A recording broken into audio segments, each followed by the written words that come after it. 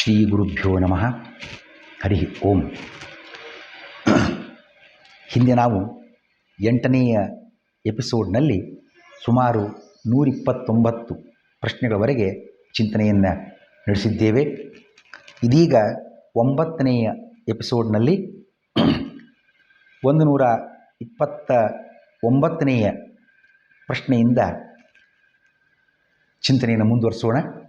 ಶೌನಕಾದಿಗಳು ಸೂತರಿಗೆ ಏನು ಅಂತ ವಿನಂತಿ ಮಾಡಿದರು? ಮಾರ್ಕಂಡೇಯ ಮುನಿಗಳ ವಿಶಿಷ್ಟ ಚರಿತ್ರೆಯನ್ನು ವಿವರಿಸುವಂತೆ ವಿನಂತಿಸಿದರು. ಮಾರ್ಕಂಡೇಯ ಚರಿತ್ರೆ ವಿಶಿಷ್ಟ ಯಾಕೆ ಇದು? ಮೃಕಂಡು ಅನ್ನುವ ಮುನಿಗಳ ಪುತ್ರರು ಮಾರ್ಕಂಡೇಯ ಮುನಿ.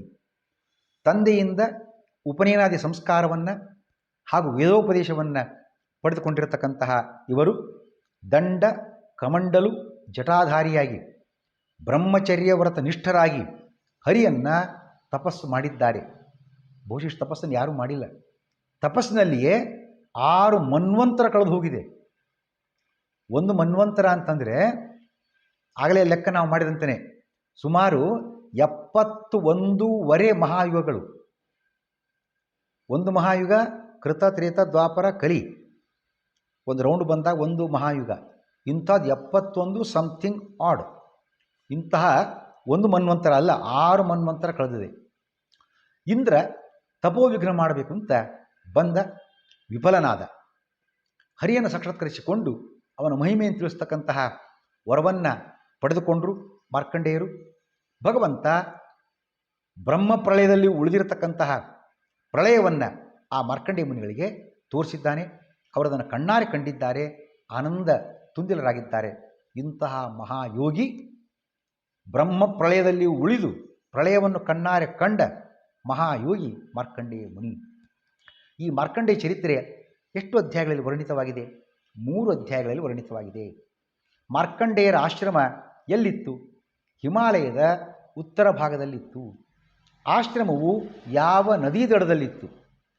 ಪುಷ್ಪಭದ್ರ ಅನ್ನುವ ನದಿ ದಡದಲ್ಲಿ ಆಶ್ರಮ ಇತ್ತು. ಮಾರ್ಕಂಡೇಯರು ಎಲ್ಲಿ ಆಸೀನರಾಗಿ ತಪಗೈಯುತ್ತಿದ್ದರು? ಚಿತ್ರ ಎಂಬ ಶಿಲೆಯ ಮೇಲೆ ಕುಳಿತು ತಪಗೈಯುತ್ತಿದ್ದರು.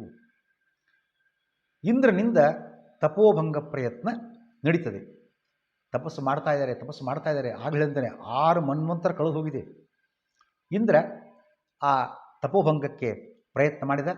ವಸಂತ ಕಾಲ, ಮಂದ ಮಾರುತ, ನಿಧಾನವಾಗಿ ಮೆಲ್ಲಗೆ ಬೀಸುವ ಗಾಳಿ, ಚಂದ್ರೋದಯ, ಗಂಧರ್ವ ಗಾನ, ಅಪ್ಸರೆಯರ ನಾಟ್ಯ, ಒಂದೊಂದು ಮನಸ್ಸನ್ನು ಕೆರಳಿಸಬೇಕು. ಅಂತಹ ಸಂದರ್ಭ ಮನ್ಮಥನನ್ನು ಕರ್ಕೊಂಬಂದಿದ್ದಾನೆ. ಅವನು ಸಜ್ಜಾಗಿದ್ದಾನೆ. ಇನ್ನೇನು ಅವ್ರ ಮನಸ್ಸಿನಲ್ಲಿ, ಹೃದಯದಲ್ಲಿ ಆ ಬಾಣಪ್ರಯೋಗ, ಪುಷ್ಪ ಬಾಣಪ್ರಯೋಗ ಮಾಡಬೇಕು ಅಂತ. ಅಷ್ಟರಲ್ಲೇ ಆ ಅಪ್ಸರ ಬಂದಿದ್ದಾಳೆ.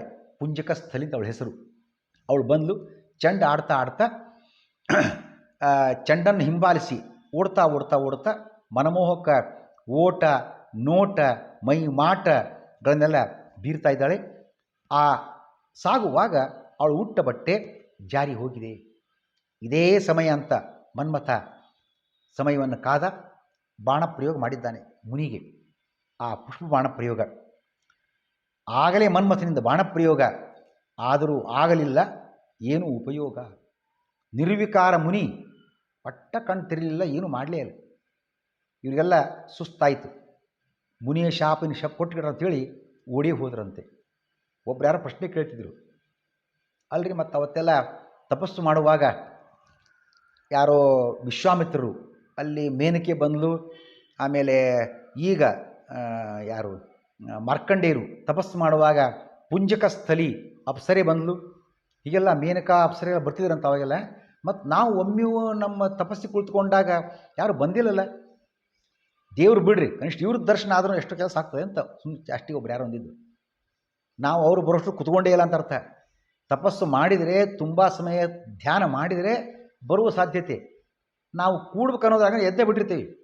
ಟೈಮ್ ನೋಡ್ಕೊಳ್ಳೋದು, ಅಲ್ಲಿ ಚಹಾ ಆಗಿದೆ, ಆರಿ ಹೋಗುತ್ತೆ, ಟೀ ಆಗತ್ತೆ, ಕುಡಿದ್ಬೋಣ, ಎದ್ದು ಹೋಯ್ತು ಲಕ್ಷ. ಆಗೋದಿಲ್ಲ, ನಮ್ಮ ತಪಸ್ಸೇ ಅಲ್ಲದು. ಈ ಚಿಂತನೆಯನ್ನು ನಾವು ತಂದುಕೊಳ್ತಕ್ಕಂಥದ್ದು. ನಿರ್ವಿಕಾರ ಮುನಿ ಯಾವುದೇ ರೀತಿಯ ವಿಕಾರಕ್ಕೆ ಒಳಗಾಗಲಿಲ್ಲ. ಆ ಇಂದ್ರಾದಿಗಳೆಲ್ಲ ಗಾಬರಿಯಾಗಿ ಅಲ್ಲಿಂದ ಹೆದರಿ ಕಾಲು ಕಿತ್ತಿದ್ದಾರೆ. ಶ್ರೀಕೃಷ್ಣಾರ್ಪಣಮಸ್ತು.